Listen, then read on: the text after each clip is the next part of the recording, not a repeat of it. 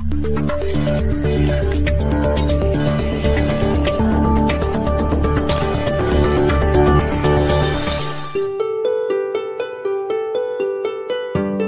में आज स्वर्गीय योगेंद्र पालीवाल पूर्व भाजपा जिला अध्यक्ष की याद में सांझी छतरी का उद्घाटन किया गया। इस अवसर पर बोलते हुए सांसद बीडीपी वत्स ने योगेंद्र पालीवाल को एक बेहतरीन और समझदार नेता बताया। उन्होंने कहा कि पालीवाल एक बेहतरीन नेता ही नहीं बल्कि एक संस्कारवान व्यक्ति थे।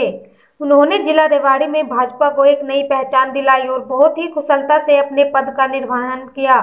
इस अवसर पर सोहना विधायक कुंवर सिंह संजय, भाजपा युवा मोर्चा के प्रदेश कार्यकारिणी सदस्य हिमांशु भारद्वाज, वरिष्ठ भाजपा नेता सतीश खोला, एसडीएम कुशल कटारिया, सफाई आयोग के चेयरमैन कृष्ण कुमार समेत अन्य पार्टीजन मौजूद रहे। लेके हिमाचल को कॉन्फिडेंस में लेके हरियाणा और राजस्थान को कॉन्फिडेंस में यानी उनको विश्वास में लेके इसका हल किया जाएगा। और उसमें एक अच्छी बात ये हुई है कि आपस में किसानों में सद्भावना जरूर पैदा हुई। शहीद संदीप के परिवार का ढहीना में अपमान हुआ है, क्या कहेंगे? पुलिस द्वारा उसके परिवार को मारपीट की गई है, वीडियो वायरल हो रहा है रेवाड़ी। ऐसे लोगों के खिलाफ किस तरह की कार्रवाई चाहते हैं? मैं ये कहता हूँ कि किसी भी शहीद के परिवार क्या किसी भी परिवार के साथ उसका अपमान नहीं होना चाहिए और मैं उसके लिए संवेदना जाहिर करता हूँ। ऐसे लोगों के खिलाफ कार्रवाई तो बनती है। कानून अपना रास्ता जरूर चुने, mean law will take its own course. निश्चित जीत है, यानी बहुत से कारण हैं। सबसे पहले तो मोदी जी की और अमित शाह जी की एक बेहतरीन लीडरशिप यानी उनका नेतृत्व, फिर देश के जो हालात और उसमें बंगाल में सबसे पहले उन्होंने किसानों को वंचित रखा, फिर हर एक गरीब परिवार को आयुष्मान भारत से वंचित रखा। यानी जो प्रधानमंत्री की जन कल्याणकारी योजनाएं थी, चाहे किसानों के लिए हो, चाहे गरीबों के लिए हो, चाहे आम जन के लिए हो, सिर्फ अपनी ईगो के चक्कर में दीदी या ममता बनर्जी ने, जो वहाँ की मुख्यमंत्री हैं, उन्होंने कल्याणकारी योजनाओं को भी इम्प्लीमेंट नहीं होने दिया। यानी करोड़ों लोग फ़ायदा उठा गए उन योजनाओं का। फिर वहाँ जो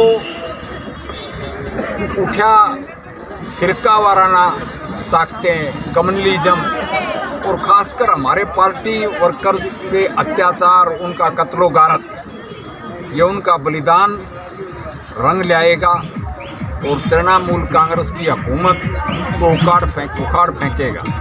सिर्फ इतना ही नहीं, वहाँ के जैसे मंत्री एमएलए भाग रहे हैं हमारी पार्टी की तरफ, ये इस चीज़ का द्योतक है कि जैसे आंधी से पहले परिंदे उड़ते हैं तो डूबते हुए जहाज से वो भाग रहे हैं। जहाँ तक सरकारें गिरने का कांग्रेस का सवाल है पांडिचेरी में, वो सारे ही गिर जाएंगी, उसका सुपड़ा साफ कर देंगे मोदी जी जहाँ भी होगा। और सब अभी एसवाईएल की बात है। हाँ, एसवाईएल को लेकर पंजाब की आपने अपनी बात भी कही, क्या रहेगा इसका? देखो, एसवाईएल के मामले में मैं संज्ञान नहीं, मेरे को इसका एक बड़ा ही, मैंने यहाँ तक पहले सब सांसद पंजाब के लेके मैं उनको सेंट्रल हॉल ऑफ पार्लियामेंट में बैठा और उस वक्त ऐसा मौका था कि जालंधर और लुधियाना सतलुज की बाढ़ में डूबे हुए थे। तो मैंने कहा देखो तुम्हारे डूबा पड़ रही, पानी बह के पाकिस्तान में जान लग रहा है और हमारे पीने के पानी के भी सहसे हो रहे यहाँ दक्षिणी हरियाणा में, तो इस पानी को हमें दे दो, हम तुम्हारे छोटे भाई हैं। उन्होंने ये कहा कि हमारी किसान लॉबी, अब वो किसान लॉबी भी उठ के आ गई यहाँ पे। तो मैंने अपने खाप वालों से, किसानों से कहा कि कोई बात नहीं, ये आगे इनकी आप देखभाल कर रहे हैं, हलवा पूरी खिला रहे हैं, सारा हरियाणा से दूध भी जा रहा है, यहाँ तक कि पानी पिलाने के लिए मेरे भी टैंकर दिए हुए गए वहाँ। मगर मैं कहता हूँ भाई पानी का हमारा इंतज़ाम करो, दक्षिणी हरियाणा के लिए एसवाईएल छोड़ो। अब कुछ ये ज़रूर है कि उनके मुंह से एक एमपी पंजाब का जो पुराना इरिगेशन मिनिस्टर था, उसने मेरा हाथ पकड़ के कहा कि सद्भावना कायम हुई है और अब ये मुद्दा सुलझ जाना चाहिए। वो भी जैसे मुख्यमंत्री जी ने कहा, प्राइम मिनिस्टर से दरखास्त की है कि इस मुद्दे को जल्दी से जल्दी सुलझाए।